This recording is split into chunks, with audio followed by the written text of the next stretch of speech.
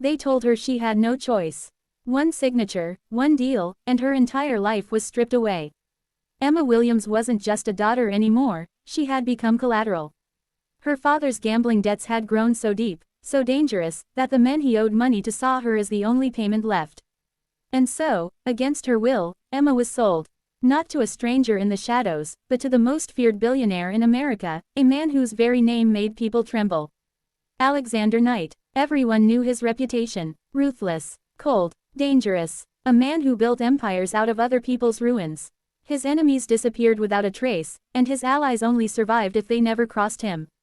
To the world, he was untouchable, a monster dressed in Armani, with eyes as sharp as steel and a voice that could command silence in a room full of powerful men.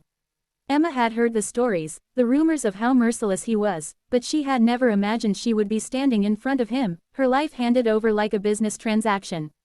The first time their eyes met, Emma felt her breath catch.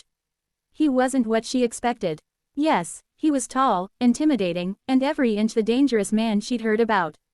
But there was something else, an emptiness in his gaze, a loneliness hidden behind all that power. Still, she refused to be intimidated. "I am not a thing you can own," she told him, her voice trembling but steady. Alexander arched an eyebrow, amused by her defiance. He wasn't used to people talking back, especially not someone who had just been handed over to him like property. At first, Alexander saw her as nothing more than leverage. A way to remind the men who crossed him that he could take whatever he wanted. But Emma wasn't like anyone he had ever known. She wasn't begging, she wasn't breaking. Day after day, she pushed back, refusing to let his cold silence crush her spirit. She would cook meals for herself instead of eating what the staff prepared.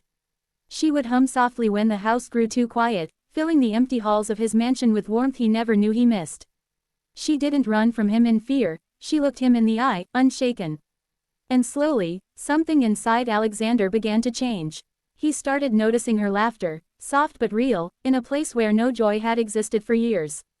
He noticed the way she talked to the staff with kindness, calling them by name when he never bothered. He noticed how her eyes carried strength, even when she was hurting.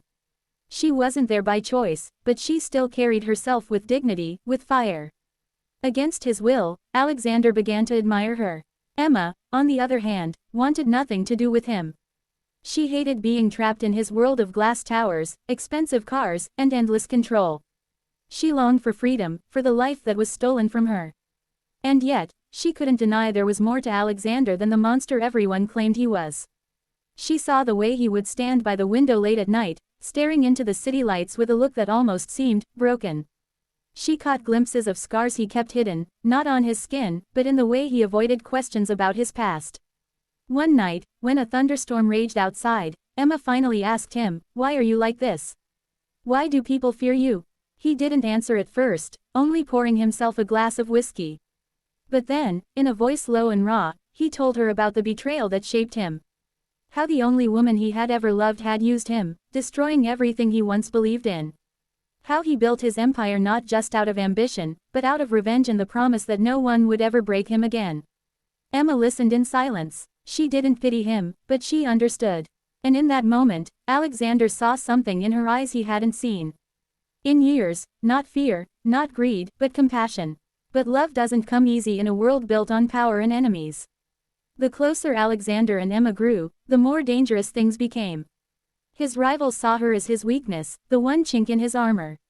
And when Emma was kidnapped by men who wanted to bring Alexander to his knees, he finally realized the truth. He could live without money, without power, without his empire, but not without her. He tore through every obstacle, using all his resources, his influence, and his fury to bring her back. And when he finally found her, bruised but unbroken, he held her as though letting go would kill him. For the first time in years, Alexander Knight, the man who feared nothing, was terrified. Terrified of losing the woman who had taught him what it meant to be human again. After that day, nothing was the same. Emma was no longer collateral. No longer the girl who had been sold. She was the woman Alexander would fight for, the one person who could tame the storm inside him. He no longer introduced her as someone who belonged to him. Instead, he called her his future. The world still feared Alexander Knight. He was still the billionaire who could crush anyone who dared oppose him. But with Emma by his side, he became something more. Not softer, Not weaker, but stronger in a way no one could touch. Because love had turned the monster into a man. And though he never meant to fall for her, he knew now he never wanted to rise without her.